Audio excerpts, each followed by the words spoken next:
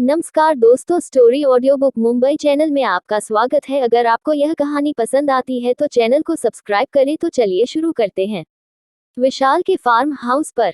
अब तक आपने पढ़ा कि विशाल को फोन करके उसके गार्ड्स जानवी के आने की खबर देते हैं, जिसकी वजह से विशाल हॉल में उसे मिलने के लिए जाता है। वही हॉल में जानवी खुद को ठीक कर रही थी। उसे अपने ड्रेस को आगे से और नीचे कर दिया। इस वक्त अगर वह हल्का सा भी मूवमेंट करती तो उसके उभार ड्रेस से बाहर आ जाते। उसकी ड्रेस नीचे से भी छोटी थी, जिसकी वजह से दूर से उसके अंडरगारमेंट्स अंदर के कपड़े भी दिख रहे थे। लेकिन जानवी को इस बात से कोई फर्क नहीं पड़ रहा था। वह तो बस किसी भी तरह से विशाल को इम्प्रेस करना चाहती थी। विशाल जैसे ही सीढ़ियों से नीचे आता है, उसकी नजरें जानवी के ऊपर जाती है। एक पल को तो वह जानवी को देखता ही रह गया, क्योंकि जानवी सच में आज खुद को कुछ ज्यादा ही बोल्ड दिख रही थी। अगर कोई भी इंसान उसे इस तरह से देख ले तो उसे पाने की इच्छा जाहिर करता। लेकिन विशाल, जो पहले ही क्रिस्टल के साथ रिलेशन बना रहा था, उससे ज्यादा कोई फर्क नहीं पड़ा। लेकिन दूसरी ओर जानवी की हालत खराब हो रही थी, क्योंकि विशाल में कमर पर बस एक तौलिया ही लपेटा था और वह दिखने में काफी आकर्षित नजर आ रहा था। विशाल नीचे आया और काफी रोबदार अंदाज में सामने सिंगल सोफे पर बैठ गया। उसे वहां बैठता देखकर जानवी खड़ी हुई और उसके पास जाते हुए बोली, विशाल, तुम ऐसा क्यों कर रहे हो मेरे साथ? मैंने तुमसे कहा था कि उस दिन मेरी कोई गलती नहीं थी, फिर भी तुम मुझे इग्नोर कर रहे हो। यहाँ तक कि तुम मेरा फोन तक नहीं उठा रहे हो। हमारी सगाई हुई है, क्या तुम भूल गए? वही उसकी बात सुनकर विशाल मुठिया कसते हुए, गुस्से में दांत पीसते हुए उसे घूर कर बोला, मैंने तुम्हें पहले ही कहा था कि धोखे से हुई सगाई को मैं नहीं मानता, इसीलिए बकवास करना बंद करो और यह बताओ कि यहाँ क्यों आए हो। जानवी रोते हुए उसके पास गई और उसके पैरों के पास बैठे हुए काफी मासूम बनते हुए बोली, प्लीज विशाल, ऐसा मत करो। मैं तुम्हारे बिना नहीं रह सकती हूँ। मैं तुमसे प्यार करती हूँ। यह सुनकर विशाल की आईब्रो उठ गई। वह शक करते हुए बोला, बकवास करना बंद करो। मैं तुमसे कोई प्यार नहीं करता। वैसे भी तुम्हें धोखेबाज हो। तुमने मुझे धोखे से सगाई की थी, क्या तुम भूल गई? और मुझे धोखा देने वाले इंसानों से सख्त नफरत है। इतना बोलकर वह उसे घूरने लगा। वही जानवी उसके पैरों में बैठकर उसका हाथ पकड़कर उसे बहलाते हुए बोली, प्लीज विशाल, ऐसा मत करो। मैं तुम्हारे बिना नहीं जी सकती। क्या तुम भूल गई हमने कितना अच्छा वक्त साथ में गुजारा है? तुम जानते हो कि मेरे अलावा तुमको कोई खुश नहीं कर सकता। प्लीज ऐसा मत करो। तुम जैसा कहोगे मैं ऐसा करूंगी, लेकिन प्लीज मुझे दूर मत जाओ। वही उसकी बात सुनकर विशाल को और गुस्सा रहा था। उसके हाथ को खुद से दूर करते हुए खड़ा हुआ और गुस्से में बोला, यहाँ से बाहर निकल जाओ। अच्छा होगा आइंदा से मेरे सामने मत आना, वरना तुम्हारे लिए अच्छा नहीं होगा। अभी तो सिर्फ हाई सोसाइटी में तुम्हारी इज्जत गई है। अगर तुम अपनी हरकतों से बाज नहीं आई तो तुम कहीं अपना मुंह दिखाने के काबिल नहीं रहेगी। इतना बोलकर वह ऊपर जाने लगा।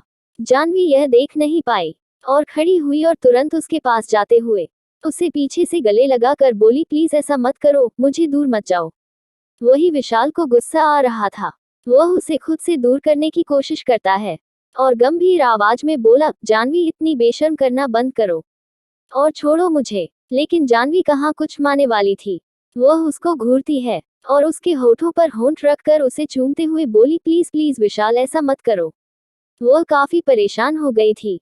वह किसी आदमी पर खुद को फोर्स कर रही थी। विशाल उसे खुद से दूर करते हुए झटके से नीचे फेंक देता है और गुस्से में बोला, क्या घटिया हरकत है। क्या तुम्हें नहीं पता कि इसी हरकतें बिकाऊ औरतें करती है, जो जबरदस्ती किसी के ऊपर खुद को थोपती है। अपनी गरिमा को थोड़ा तो बचाओ और निकल जाओ यहाँ से। वहीं दूर खड़े हुए गार्ड्स यह नजारा देख रहे थे। उन्हें तो जानवी पर हंसी आ रही थी, लेकिन वह विशाल के सामने हंस नहीं सकते थे, इसलिए लोगों ने खुद को कंट्रोल करके रखा था। विशाल वाहन से बिना कोई जवाब दिए वापस पीछे मुड़ गया। वही जानवी पीछे जमीन पर पड़ी हुई थी। उसने गुस्से में अपनी मुठिया कर ली थी। वो मन ही मन बोली, विशाल, तुमने यह अच्छा नहीं किया। मैं इसका बदला जरूर लूंगी। तुम मेरे पास जरूर वापस आओगे। तुम मेरा इस्तेमाल करके ऐसा जा नहीं सकते। इतना बोलकर अपनी जगह पर खड़ी हुई, अपनी आंसू पोंछते हुए वहां से बाहर निकल गई। इस बार सच में विशाल ने गलती कर दी। वह नहीं जानता था कि जानवी उसकी जिंदगी में आने के लिए क्या कुछ नहीं कर सकती। जानवी नाम का तूफान उसकी जिंदगी में कुंडली मारकर बैठने वाला है। दूसरी ओर विशाल जैसे ही अंदर जाता है, सामने क्रिस्टल बिना कपड़ों के खिड़की पर खड़ी थी और उसके हाथ में एक सिगरेट थी। धूम्रपान शरीर के लिए हानिकारक है। वो धुआं उड़ते हुए नीचे जाती हुई जाह्नवी को देख रही थी। विशाल ऐसे ही क्रिस्टल को पीछे से बाहों में कसते हुए उसके हाथ से सिगरेट लेकर खुद पीने लगा और अपनी डिप आवाज में बोला, क्या देख रही हो बेबी। क्रिस्टल उसके होठों को चूमते हुए नीचे जा रही जाह्नवी को देखकर बोली, कुछ खास नहीं, तुम्हारे टूटे हुए खिलौने को देख रही हूँ जिसे तुमने खुद बर्बाद किया है। विशाल उसे खुद से सटाते हुए उसके चेहरे पर धुआं छोड़ते हुए बोला, उस माँ बेटी को बर्बाद तो तुमने ही किया है, भले ही ऑर्डर मेरे थे। यह सुन क्रिस्टल हंसते हुए बोली, बिल्कुल सही, जैसा तुमने कहा था। मैंने जाह्नवी का करियर बर्बाद कर दिया है। मैंने डायरेक्टर और सभी प्रोड्यूसर की बीवियों को जाह्नवी का कैरेक्टर सबूत के साथ बता दिया। अब कोई भी जाह्नवी के साथ काम नहीं करेगा, या कहूँ तो किसी की भी बीवी अपने पति को जाह्नवी के साथ काम नहीं करने देगी। मैंने उसकी रेप्यूटेशन को बर्बाद कर दिया। वही उसकी माँ किन भी मैंने ऐसी ही हालत की है। हाई सोसाइटी में रवीना कपूर किसी का धर छीनने वाली बन गई है और हर जगह यही चल रहा था। रवीना ने कपूर खानदान की असली बेटी के साथ बुरा किया और उसके ही पैसों पर ऐश किया। अब कोई भी हाई सोसाइटी में उसके साथ रिश्ते नहीं रखना चाहता और हर तरफ उसकी बदनामी हो गई है। सभी क्लब और रिच लेडी के शकल से उसे बाहर फेंक दिया गया है। वही उसकी बात सुनकर विशाल खुश हो गया। वो सिगरेट को एस्ट्रे में बुझाते हुए क्रिस्टल को अपनी बाहों में उठा लेता है और शैतानी मुस्कान के साथ बोला, बेबी तुमने बहुत अच्छा काम किया है। उसने मेरी अनाया को परेशान किया था, उसका बदला तो मैं लूंगा ही। इतना बोलकर इसके सामने अनाया का खूबसूरत चेहरा तैर गया। वो आगे बोला, लेकिन तुम चिंता मत, मैं तुम्हें इसका इनाम जरूर दूंगा। इतना बोला कर वो एक झटके से अपना तौलिया खींचकर नीचे फेंक देता है और क्रिस्टल को बिना वार्निंग दिए उस पर हावी हो जाता है। उसके साथ ही कमरे में क्रिस्टल की आहें भरने की और बीच बीच में चीखने की आवाजें आने लगी। वही विशाल अनाया की याद में खोए हुए ही क्रिस्टल के साथ प्यार कर रहा था। उनका यह सिलसिला चढ़कता रहा। हर्षवर्धन के विला में दूसरी ओर हर्षवर्धन के विला में हमारे हीरो और हीरोइन काफी सुकून भरी जिंदगी जी रहे थे। एक दूसरे की रूह को पा लेने के बाद उन दोनों की जिंदगी और स्मूथ चलने लगी थी। वह दोनों एक दूसरे का कुछ ज्यादा ही ट्रस्ट करने लगे थे। वह लोग अभी हॉल में बैठे हुए ही थे, तभी हर्षवर्धन का सेक्रेटरी हड़बड़ाते हुए वहां आया। उसे वहां आता देख हर्षवर्धन आंखें छोटी करते हुए पूछता है, बात क्या है, साफ साफ बताओ। तो सेक्रेटरी थोड़ा परेशान होकर बोला, वह बॉस प्रॉब्लम हो गई है। यह सुनकर हर्षवर्धन कंफ्यूज होकर पूछता है, बात क्या है। तो सेक्रेटरी रजत थोड़ा हिचकिचाते हुए बोला, यह सब कुछ आपके चाचा से जुड़ा हुआ है। यह सुनकर हर्षवर्धन की आंखें लाल हो गई। उसे पता था कि उसके सौतेले चाचा वक्त वक्त रहते उसे पर हमला करने का मौका खोजते रहते थे, लेकिन उसे नहीं पता था कि वह कब शांत होंगे। इस बार भी उन्होंने वही किया।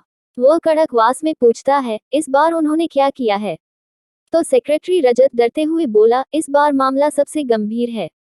यह सुनकर हर्षवर्धन भी थोड़ा सीरियस होते हुए पूछता है, बोलो क्या बात है। तो सेक्रेटरी रजत गंभीर होकर बोला, वह प्रेसिडेंट की हालत सीवक गंभीर है। यह सुनकर हर्षवर्धन गंभीर हो गया और वह परेशान होकर पूछता है, कैसे हुआ यह। तो रजत इधर उधर देखते हुए थोड़ा धीमी आवाज में बोला, बॉस किसी खुफिया एजेंसी की वजह से यह हमला हुआ है। अब तक हम पता नहीं कर पा रहे हैं कि प्रेसिडेंट की कर्ट सिचुएशन क्या है। और आप जानते हैं कि एक बार देश के प्रेसिडेंट अपनी सीट से हट गए तो पॉलिटिकल पावर्स हमारे हाथ से चली जाएगी और उसका हमारे बिजनेस पर बहुत बुरा इफेक्ट पड़ेगा। ऊपर से आपके चाचा अपोजिशन पार्टी से मिल चुके हैं। वह अपना एक आदमी प्रेसिडेंट की सीट पर बिठाना चाहते हैं, इसीलिए वह काफी मेहनत कर रहे हैं। उन्होंने हाल फिलहाल में ही 500 करोड़ रुपए खर्च किए हैं। यह सुनकर हर्षवर्धन थोड़ा गुस्से में बोला, उनके पास इतने पैसे आए कहां से। यह सुनकर रजत परेशान होकर बोला, यह तो हम नहीं जानते, लेकिन रिपोर्ट बिल्कुल पक्की है और इन सब की खबर शेयर होल्डर को भी पता चल चुकी है। इसीलिए कंपनी में भी काफी परेशानी खड़ी हो रही है। कुछ शेयर होल्डर हमारे खिलाफ प्लानिंग करना शुरू कर चुके हैं और उन सब में आपके चाचा भी शामिल है। यह मामला काफी गंभीर। क्या हर्षवर्धन निकल पाएगा इस मुसीबत से और कैसे अनाया मदद करेगी अपने हब्बी की। अगर आपको अगला एपिसोड चाहिए तो लाइक करें, कमेंट करें और चैनल को सब्सक्राइब करें।